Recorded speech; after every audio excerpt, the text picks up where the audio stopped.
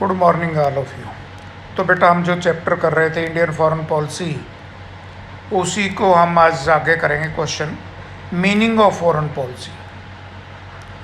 Foreign policy is a set of principles and means adopt by a nation for defining, justifying and securing the objective of national interest.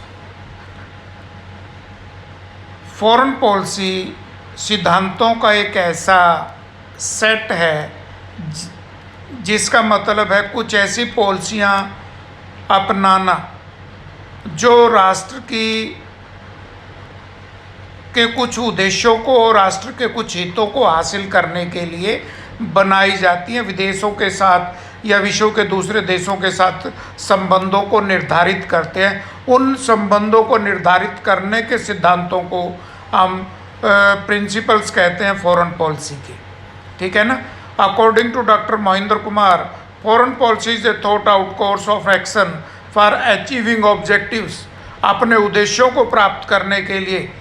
और in foreign relation, विदेशी संबंध is as dictated by the ideology of national interest. और ये सब किसके लिए adopt किए जाते हैं?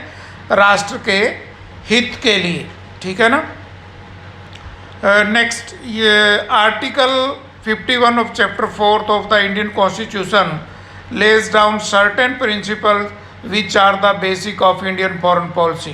Following are the article 51 chapter 4 में इंडियन कॉन्स्टिट्यूशन में कुछ सिद्धांतों को निर्धारित किया गया जो फॉरेन पॉलिसी को या फॉरेन रिलेशंस को निर्धारित करते हैं। कॉन्स्टिट्यूशन के अनुसार हमारे फॉरेन पॉलिसी के मुख्य बेस क्या हैं वो हम इसमें करेंगे। Number 1, to promote international peace and security, अंतर्राष्ट्रीय शांति और सुरक्षा बनाना, ये हमारी फॉरेन पॉलिसी का एक मुख्य उद्देश्य है। दूसरा, to establish just and respectable relations with various nations, ऐसे संबंध स्थापित करना जो एक दूसरे को रिस्पेक्ट देते हो, सम्मानपूर्ण संबंधों को निर्धारित करना। तीसरा, to foster respect for international law and treaty obligations in the dealings of organised people with one another, दूसरे देशों के साथ संबंधों को निर्धारित करते समय इंटरनेशनल लॉ, अंतर्राष्ट्रीय कानून, ट्रीटी जो समझौते हुए हैं उनका सादर और सम्मान करके हमें अपने रिलेशंस को आगे बढ़ाना है। Next, to encourage the settlement of international disputes by arbitrations, जो अंतर्राष्ट्रीय डिस्प्यूट हैं, एक देश के साथ दूसरे देश के साथ डिस्प्यूट हैं, उनको बराबरी के आधार पर सम्मानपूर्वक बातचीत के द्वारा उनका हल हमें आपस में शांतिपूर्ण तरीक़ों से निकालना चाहिए। तो ये थे मेन जो फॉरेन पॉलिसी के, हमारे कॉन्स्टिट्यूशन ने जो फॉरेन पॉलिसी है कुछ सिद्धांत बनाए हैं, कुछ प्रिंसिपल्स बनाए हैं, वो मेन प्रिंसिपल्स ये। अब एक और बड़ा इंपॉर्टेंट क्वेश्चन बनता है, पंचशील। What is Panchsheel? ठीक है। Pandit Jawaharlal Nehru formulated 5 principles of peaceful coexistence among the nations of the world. Pandit Jawaharlal Nehru ने कुछ सिद्धांत बनाए थे जो शांतिपूर्ण तरीक़ों से विश्व के संबंधों को आपस में निर्धारित करते हैं पीसफुल तरीके से। They were accepted first by the Chinese prime minister Zhou Enlai, और पहली बार ये भारत और चीन के बीच में एक समझौता हुआ जिसमें इन सिद्धांतों को जो है वो पहली बार एक्सेप्ट किया गया था। These principles are known as Panchsheel, और इन्हीं सिद्धांतों को पंचशील कहा जाता है।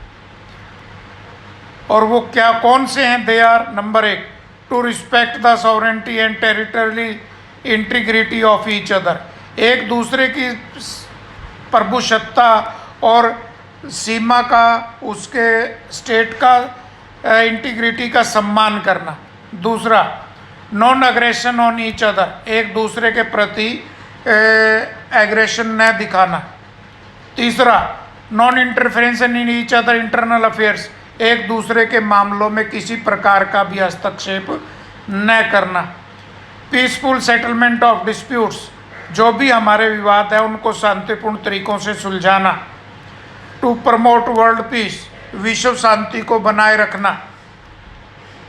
ठीक है, ये हैं वो 5 सिद्धांत जिनको हम पंचशील कहते हैं। Principles of Indian foreign policy, Bharat की विदेश नीति के मुख्य सिद्धांत क्या? नंबर 1, नॉन अलाइनमेंट, गुट निरपेक्षता।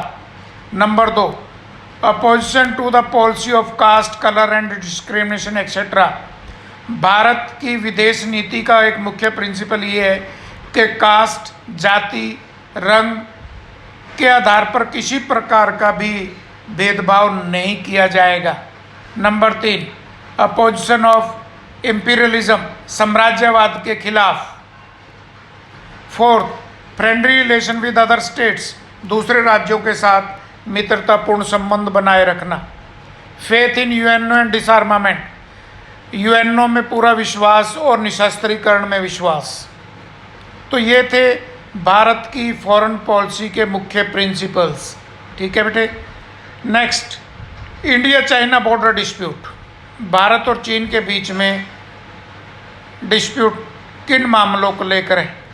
The relation between India and China are very ancient, Bharat में स्टार्टिंग में भारत और चाइना के बीच में संबंध बहुत अच्छे थे, लेकिन 1962 में बिना किसी रीज़न के चाइना ने भारत के ऊपर अटैक कर दिया और भारत के काफ़ी क्षेत्र पर जो है वो कब्जा कर लिया।